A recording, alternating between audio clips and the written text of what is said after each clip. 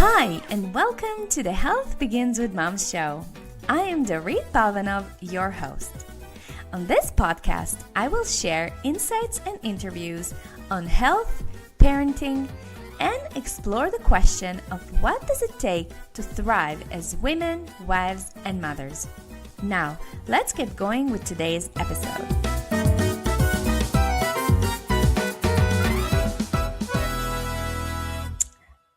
Hi, everybody. Welcome to another episode of the Health Begins with Mom podcast. Today on the show, we have a super juicy, super uncomfortable to talk about, but super important to talk about issue. We are talking about postpartum and more specifically postpartum sex. Remember yourself in a bedroom or anywhere else for that matter before having kids? Remember how wild and free you were? How you always found the time and energy to be intimate, how quickly and easily you got turned on.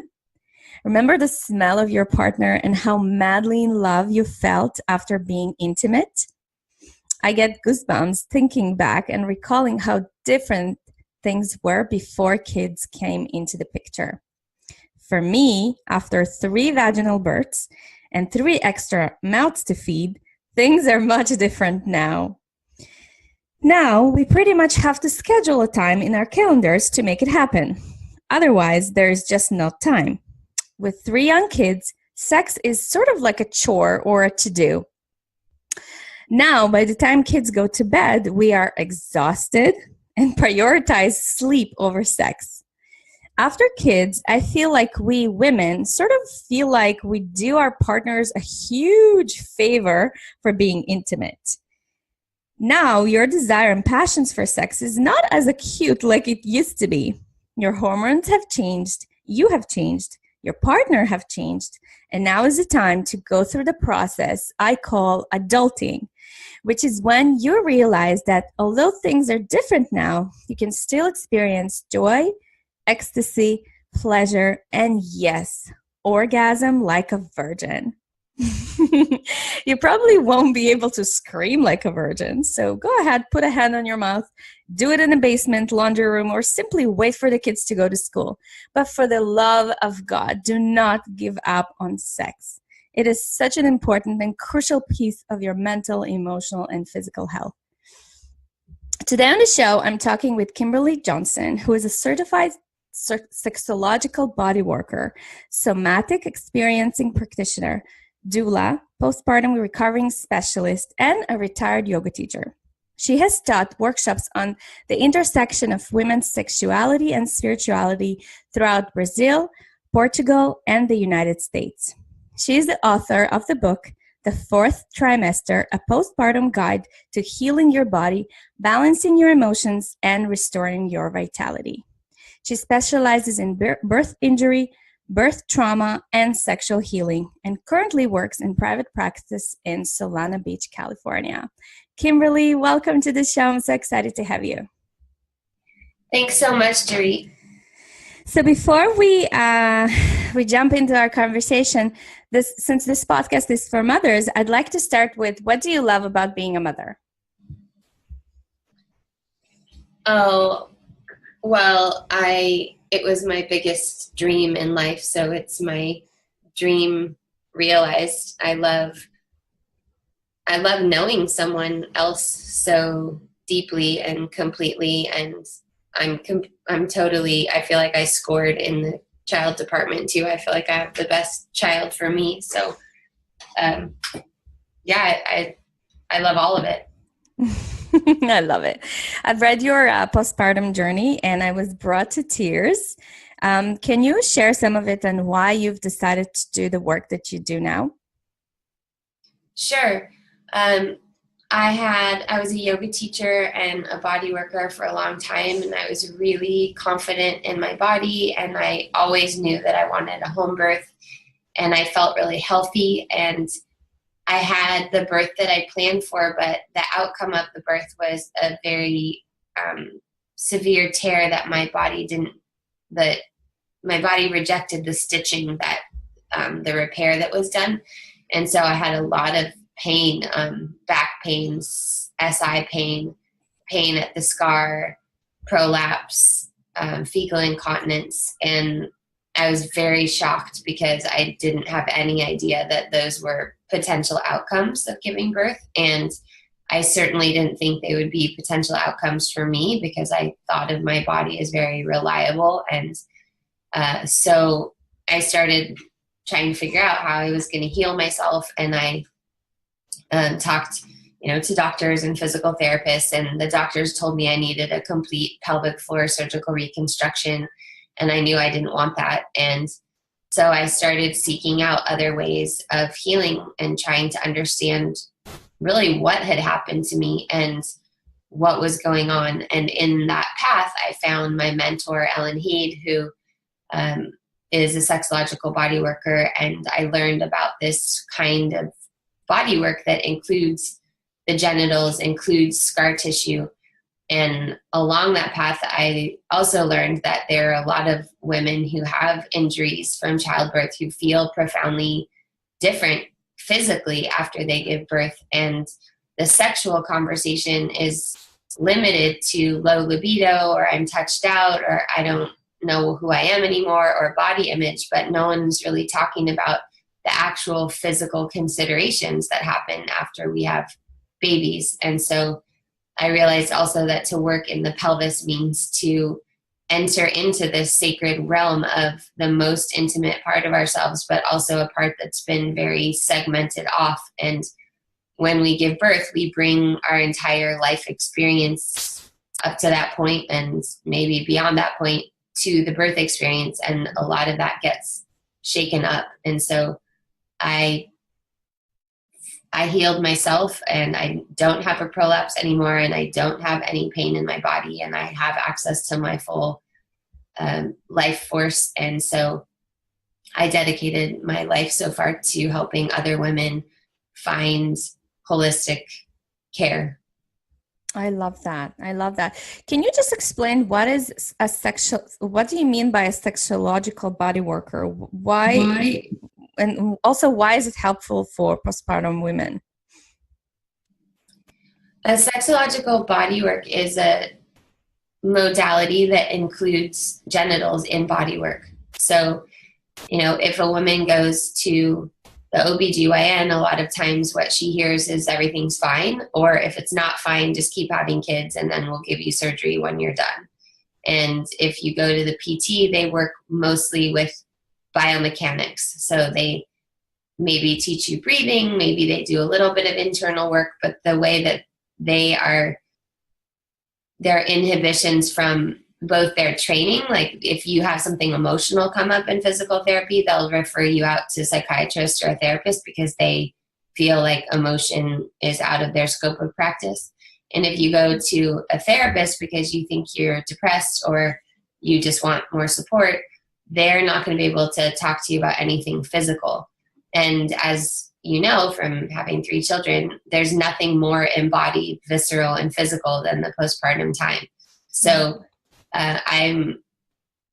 part of my mission is to reframe this epidemic that's being considered a mental health problem and frame it in a different way, that this is a huge transition that we are unaccustomed to, that we don't respect the basic needs of a postpartum woman. There's just basic physiological needs that every woman experiences, and women don't get the support they need and they end up depressed. And oftentimes they're depressed because they are incontinent, because they have a prolapse, because their birth didn't go the way that they were expecting, because, there's so many factors that go into our sexuality, that a sexological body worker is somebody who can hold the space for all of those things, who knows about trauma, who knows about emotions, who knows about the biomechanics of the pelvic floor, and who approaches it from that context. So instead of thinking, okay, I'm a urogenital doctor, so all I know about is that territory. Somebody can look at the bigger picture, like maybe your posture's involved. Maybe you dissociated during your birth experience, and that's why you're feeling confused and disoriented. So sexological body workers, not all of them have training in specifically in postpartum care, but together with my mentor, Ellen Heed, we have a training called STREAM that's basically a school for postpartum care, teaching prenatal and postpartum yoga teachers, teaching massage therapists, teaching midwives, doulas, OBGYNs, how to give this kind of holistic care. I love that. And I also read in the intro that you practice something that is called somatic. Yeah, what does that mean? So somatic experiencing is a type of body-based therapy where we believe that the body has incomplete cycles. So trauma itself is not an experience. Trauma is the way that our body digests that experience or doesn't digest it. And so through somatic experiencing, we listen to the nervous system and we see where those open loops are and give the body a chance to complete those cycles. So what that means in a practical way is, some women give birth and there's a turning point in their birth process where they feel like they've been defending themselves and they've been asking for what they want. And then there's a moment where something happens and they maybe didn't want the epidural beforehand, but they're like, okay, fine, I'll just get the epidural because it's being offered to me so much. Or now something shifted and I'm afraid and I'm thinking I can't do this anymore. And for some women, that sticks with them afterwards, and they form a belief system about themselves based on that, like, I'm weak or I give in. And usually those beliefs are echoes of earlier things. It's not something that just sprung out of nowhere. It's a recurring theme in our soul's journey. And through somatic experiencing, we can go back in dream time and dream space and allow the person to complete that in a way that feels more coherent with the narrative of themselves that they want to have. So it's not about regretting it and like, I should have done this. It's about getting to a space of safety and security in the system that probably wasn't being felt at the time and offering a different pathway. So the practice of somatic experiencing is a practice of listening and allowing, rather, it's a bottom-up approach. It's listening to what the body remembers and what the body recalls and witnessing to that. I love that. I know, guys, for those of you who are listening and are not very well versed in the holistic world of healing, I know this sounds like woo-woo, but guys, this stuff really works. If you just give yourself the permission to just think differently, to open your mind, these are the things that actually work. Because, I mean, looking at the body only as, this one dimension, I don't personally think that it's right. And so when we engage the emotional system and the nervous system and, the somatic experience, I think this is when we can truly heal ourselves from the core. Do you agree, Kimberly? I do. And I also think that, theory aside, most people who come to my office are very frustrated because they've talked about everything. They've already talked about it. They've told their story. They know what their mom did that makes them the way that they are. They know what part of their history is the thing that's plaguing them the most. But where the frustration lies is they know all that in their mind and they've been talking about it, but their body and their choices are not changing. And when we listen to the body and we have an attuned practitioner who can guide us in that process, we have the chance to bypass our willpower, to bypass this idea that if I just try harder, if I just do more, that I'll somehow be able to shift this, rather than this is something that's being communicated on a different level. And if I shift that relationship, the outcome of that will be something different, but I won't have to be forcing myself into it or beating myself up for it. So I feel like working with the body is very compassionate and it takes away a lot of the self-blame and a lot of the frustration for the reasons why we can't do things differently. Why don't I want sex? Why can't I just stand up to so-and-so? why did I stick with this doctor even though I knew he wasn't really listening to me? Those answers, you might even come up with a rational answer for it, but without giving the body an opportunity to speak, we bypass the only part of ourselves that's there all the time. Our body is in every single experience that we have. We think our mind is there, but we know from how memory works, you and I, after we have this conversation, you're going to have one imprint of the conversation and I'm going to remember something else. But we were both here. Our bodies were here. Right. So the body, there's the famous Bessel van der Kolk, there's Stanley Kelman, Body Speaks Its Mind. And then there's now Bessel's book is Body Keeps the Score. And, you work in holistic health. It's like so many women are having autoimmune disorders postpartum, and it's birth is the thing that's throwing them over a threshold into a health crisis, whether that's a physical crisis, a biochemical crisis, or, an emotional crisis. And the body really holds the key to healing. Right. I love that. Oh my gosh. I love this stuff. So let's talk a little bit about postpartum sex, because definitely it changes. So I can share with you and the listeners that before I went into labor, my husband and I sort of had a talk about sex after baby. And I think the first time it was sort of like me apologizing to him for the bad sex we're going to have after baby's born. So now that I think about it, I realize how absurd that was. Our sex is actually much better now than ever. But can you talk about what we can do to prepare ourselves and our partners in the context of sex postpartum, and so it doesn't become, this huge disappointment? Because I think it's really important for us as women to also take men into consideration. And it's not only about us. I mean, baby, yes. This union of, the male and the female, yes, we are creating this life together. But after baby comes, our relationship still has to be sustainable. So how do we prepare for that? Yeah, so that it's a big question. It could be like a 3-volume book series just on sexuality and sexually maturing and how we evolve sexually over time.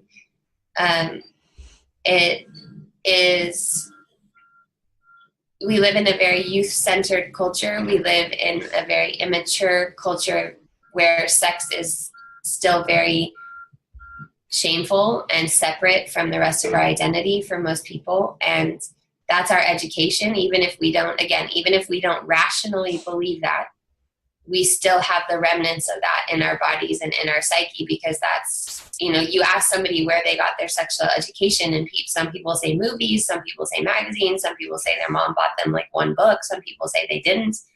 So to talk about sex postpartum, we kind of have to talk about sex and what is sex. And our definition of sex is usually penis and vagina penetration, which is very heteronormative, very goal-oriented, and really a very masculine picture of sexuality, which hasn't served men or women. It's, porn is one way that many people are getting a lot of their information about sex, and it's all based on a male arousal trajectory and hard and fast friction.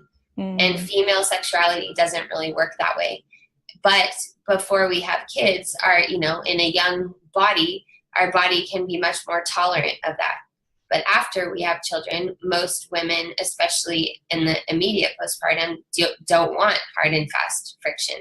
And we haven't developed communication skills to learn how to ask for what we want. So as women, we're the gatekeepers, and men are, we think of men always want sex all the time, and it's our duty, and oh, this poor man, and what's he going to do? Rather than orienting someone to what do you actually like, what do you want, rather than I don't want this, I don't want that, or I just don't know, staying in the confusion of I don't know what I want, so let's just not talk about it. So I feel like the postpartum time, and I read this first in Laura Gutman's book, that it's a chance to feminize sex. It's a chance to put female pleasure at the center of the interaction. And for most women, they interpret that like, but what about the man? And what's he going to get out of it? And it's because we are so cock-focused and we are so indoctrinated into this belief that a man, it has a drive and he needs to be fulfilled or he'll get blue balls. And really the research shows postpartum that for the first year at least, the Gottman research says that what men really want is to be noticed. Men want to know that they're still desirable, but they're not, it's not actually sex. That maybe sex is what they know how to ask for, but they're looking for connection and they're looking for you not to have all of your attention directed towards your baby and still be able to see them and still be able to relate with them. Right. My book has several chapters on this. My book, the first section of my book is about how to prepare for postpartum. So there's a whole long chapter on developing intimacy during pregnancy, ways that developing intimacy and exploratory sex can help with childbirth and also can establish communication that you can return to after you have a baby, so that after you have a baby, you're not trying to figure it all out at once. Right. And I think I love how you said that it's important to know what you want. It's just, I think so many of us are not even trained to think like that. Like, you know, I remember myself when when we just got married, no one ever had trained us. Like, I mean, obviously we also didn't have mentors who taught us to, first of all, know what we want and then ask for it. And I think for people, it's just drags years over years. And then there's, like you're saying, you know, this confusion, like, what do I want? What does he want? And it's sort of like this huge bubble that we just can't figure out. Plus, you know, on top of everything, it's the hormonal disbalance and then this emotional cocktail that we are experiencing, and it obviously makes things much more harder. Yeah, it's a big opportunity. It's a big learning opportunity to widen out what we consider sex to be and how we want to build relationship. And, you know, a lot of people, if they're not having sex, they give up touch, or touch and sex or touch and intimacy are all things that are very separate. And the postpartum time offers us this chance to be radically honest. And those things are usually the things that bring us closer. Right. So I work with mothers as well. And one of the topics that I cover in my program is the importance of sexuality. We spoke about that a little bit earlier. And the importance of sexuality, especially on women's overall health.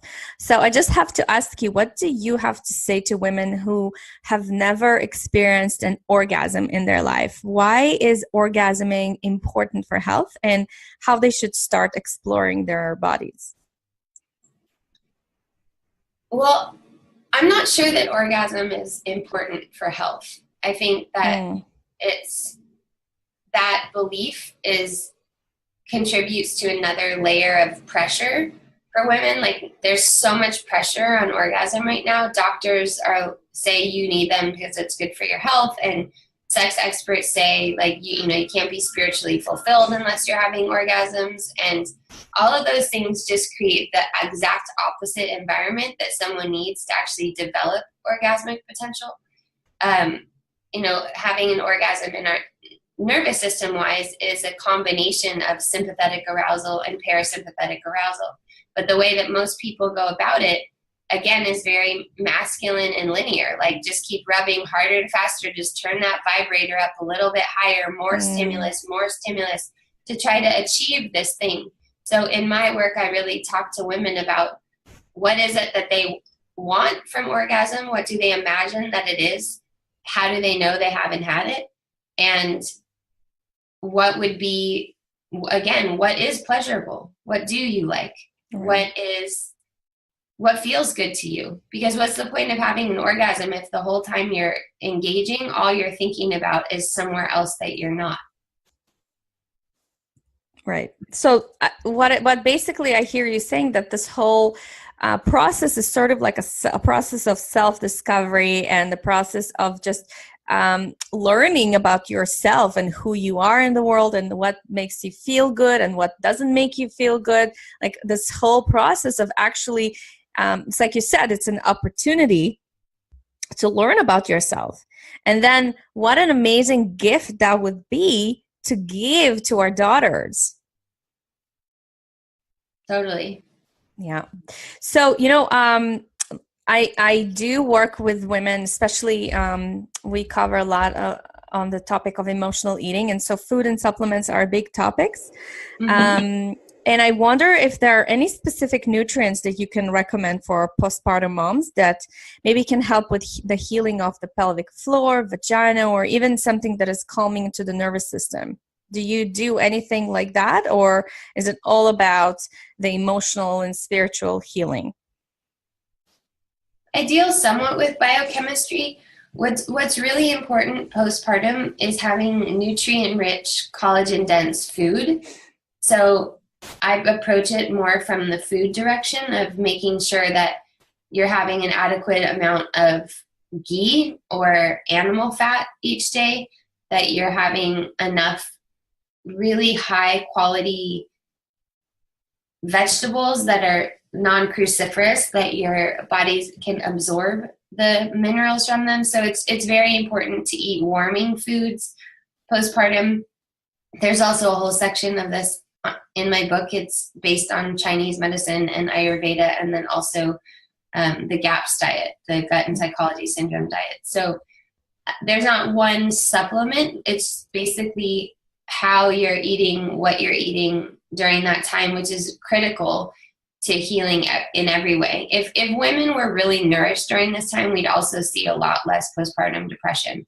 A lot of women are really, really hungry postpartum and they don't realize it. They're not eating enough, and they're not eating enough of the right food, because it's hard to cook well for yourself when you're nursing a baby. And ideally, somebody else would be living in the house with us making those meals. And that sounds outrageous and like a huge luxury, but 100 years ago, we all knew that. We knew that a nursing woman would have her aunt or her sisters or her mother or someone else living in the house taking care of those things so that the woman could heal.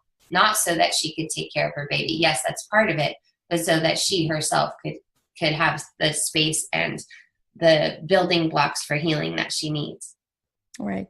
So I also researched, when I was researching about you online, I saw that you offer an online course for women. It's called Forging a Feminine Path, Women's Sexuality and Spirituality. Can you talk a little bit about that and who can benefit from taking it? Anyone with a vagina between the age of 15 and 80 would benefit. So it's not only for postpartum women. No, it's a foundational course in how each of us composes our sexual self. It's about being in circle with other women where you can tell your story if you need to. It's about looking at what scripts you've inherited from your family, from your religion, from your culture, from your country that are impeding your ability to freely express yourself. It's about looking at how you bond, how your bonding affects your attraction, and really claiming your sexuality for yourself, understanding how everything I've been talking about, like how does female arousal work? I give a whole hour talk just on that, looking at pictures and talking about how things work and what female oriented sexuality could be like and why it hasn't happened. So there's a historical component. It's very comprehensive and very revelatory. I love that. I would definitely take that course. Well, you should. It starts tomorrow. Oh, awesome. I teach it twice a year, but there's one starting tomorrow. Awesome. Well, I mean, this podcast will go later, but I would definitely. So can you tell me the dates so I can include that in the show notes below? I don't know what the dates are for when the next one will start. It'll probably be March or April, but I'm not sure. Okay, fine. So I also love how your website is called Magamama. Can you explain what does Maga mean and a little bit about your vision behind the site? Maga means sorceress in Portuguese. And when I lived in Brazil for 8 years. And when I lived there, everyone in my neighborhood called me the Maga do Corpo, which means the body sorceress. And so as I started working more and more with women's health and sexuality, I just realized that more than any other time in history, women are really being called towards this. To be a mother, to have a creative life, to be a sexual woman requires sorcery. We're requiring so much more of life as women than we ever have. And so that's what MAGA means to me. I love that. Oh, I love that. Oh, let me just take a breath. All right, Kimberly, I have 4 questions that I ask all my guests. The first question is, since the show is all about inspiring mothers to thrive as women and mothers, I like to call it being a goddess in your life. I'm curious to know, how are you being a goddess in your own life? How do you take care of yourself, your soul, your body? What are some of your non-negotiables? Sleep is a non-negotiable for me. So I get between 8 and 11 hours, 8 and 10 hours. 10 is pretty normal for me every night. And that's just something that I don't waver from. It's imperative. I'm a single mom too, so I really need that to recharge and be on my game for morning routines and all the rest of life. Exercise and movement is always something that's on my mind each day. So at least 4 or 5 times a week doing a really hard workout for 30 or 40 minutes. But it wasn't always like that. And it's taken me a long time to be able to do a challenging workout and not feel depleted afterwards. So, but yeah, getting in some kind of movement and sleeping. What keeps me going and able to write a book and be on a book tour and parent my daughter well and be happy in my life is getting enough rest and moving my body. 100%. Yeah. So what advice does your now mommy self would have given to your pre-mommy self? Get a postpartum doula. Yes. Yes, definitely. I would give that advice to myself as well. And then what would you like her to do for you? Oh, well, I would get a postpartum doula to live in with me for the 40 days, and she would cook Ayurvedic food and would give me body work each day, and she would do the closing of the bone ceremony, and we would sit and talk, and companionship. Oh, I love that. Yeah. Where we live, I live in Canada, and we have our health insurance. Our health is covered by the government. And so I just wait and dream for the days where, midwifery is already covered by health insurance here. But I just can't wait for the days that a doula will be covered as well, and something of that sort, because that would be so beneficial to our babies, to us, and also on a larger scale. It would also make the costs of the government so much lower when we get into the conversation of healing and postpartum depression and all of that. What's your take on that? It would be an amazing front-loaded investment for sure. The Maharishi Mahesh had a training program for postpartum doulas. It's, I think, sacredwindow.com is Isha Oaks is the person who carried it forward, and she just passed away. And when I talk to the women who've been postpartum doulas in that tradition for a long time, the incidence of postpartum depression is like 1%. Women just don't experience that because they're fully supported to rest. They're fully supported to have the food that they need. They're getting the body work that they need so that the toxins are flushed out. They can go through the hormonal shift more smoothly. They're getting the sitz baths that they need. And there's just more balance overall. Right.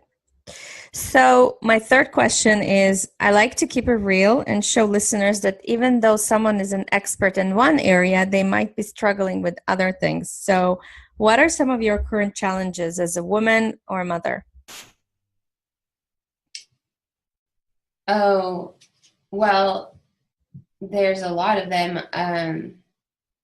My daughter's 10 and we live just the two of us. And for instance, today I'm in LA talking to press and giving sessions, and I live in San Diego. So I drove up last night because otherwise the traffic's terrible. So she needed to spend the night alone with my parents without me. And she kind of had a panic attack. And, you know, it's always a constant moving, juggling pieces of trying to figure out how I can do what I need to do for my work and building a livelihood for us and fulfilling the mission that I have to get this information and get women the healthcare that they need and deserve. And at the same time, not do that at the expense of my own daughter and her needs. And her needs are specific because she only has one parent, and we're very close, so she relies on me for that emotional intimacy and for the nervous system regulation. So it's a challenge for me to figure out a configuration where she feels totally supported and I feel some degree of freedom to travel and do what I need to do to spread the message about my work and teach trainings and workshops. That's a big ongoing challenge. I love that. Kimberly, any last advice for new moms? My advice to new moms is to understand that wherever they are is really where they should be, that there's no, how long the postpartum time lasts is different for every single person. So every woman who comes to my office thinks that they should be farther along than where they are. I have women who come in and from their appearance, they look like they could be 3 or 4 months postpartum, but they're 3 weeks postpartum.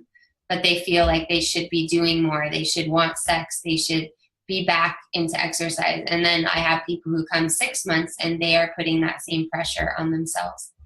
That this journey is individual and it's a real opportunity for us to learn about being in feminine energy, which is slower, which is receptive, which requires support and can't give as much. And this is a real cultural shift for most of us, especially who were raised as feminists and believe that everything should be equal. The postpartum time is not equal. It cannot be equal. And since we're in it, learning how to savor it and enjoy that time.